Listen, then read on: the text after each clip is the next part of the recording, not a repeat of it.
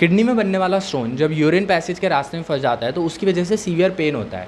ये major complication होने से पहले बॉडी में बहुत सारे ऐसे साइंस एंड सिम्टम्स आते हैं जिससे आप अर्ली डायग्नोसिस करा सकते हो अपने किडनी स्टोन का। But patient majority of the cases में इसको इग्नोर कर देते हैं। तो आज हम ऐसे कुछ साइंस एंड सिम्टम्स देखने वाले हैं जिनको आपको बिल्कुल इग्नोर नहीं करना है, और अगर आप में आ रहे हैं तो आपको जल्दी से जल्दी अपना अल्ट्रासाउंड कराना है। हो सकता है कि आपके अंदर स्टोन फॉर्मेशन हो रहा हो। तो इसमें सबसे पहला साइन है कि इस पोजीशन पे जहाँ पे रिब्स खत्म हो रही है बैक साइड में, इस जगह पे कॉन्टिन्यूस दर्द होना, या तो ये कॉन्टिन्यूसली भी दर्द हो सकता है, या फिर ऐसा हो सकता है कि एक बार दर्द आ रहा है फिर नहीं हो रहा, फिर आ रहा है फिर नहीं हो रहा।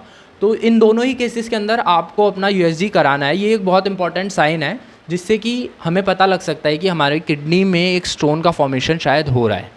दूसरा साइन है कि जब आप यूरिन पास करने जाते हो उस समय पे यूरेथ्रा में पेन होना, अगर ऐसा हो रहा है तो ये भी एक अर्लीस्ट साइन है। तीसरा है कि जो यूरिन पास हो रहा है उसमें बहुत ज़्यादा टर्बिडिटी है, मतलब थोड़े वाइटिश कलर का है, या फिर बहुत स्मेल आ रही है, ऑफेंसिवनेस बहुत ज़्यादा है। तो ये दोनों ही चीज़ें, या तो यूरिन वाइट हो या फिर उनके अंदर स्मेल बहुत ज़्यादा आ रही हो, दोनों ही केसेस में आपको यूएसजी कराना ही कराना है, क्योंकि ये किडनी स्टोन के बहुत ही साफ सीधे लक्षण हैं।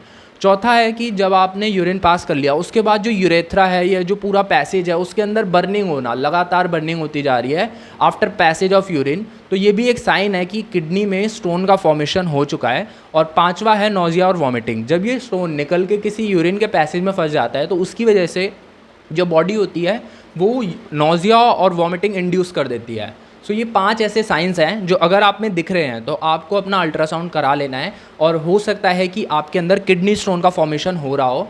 Early diagnosis is the key to good treatment. आपको हाइड्रेटेड रहना है और अपनी बॉडी के इन साइंस एंड सिम्टम्स को बिल्कुल भी इग्नोर नहीं करना।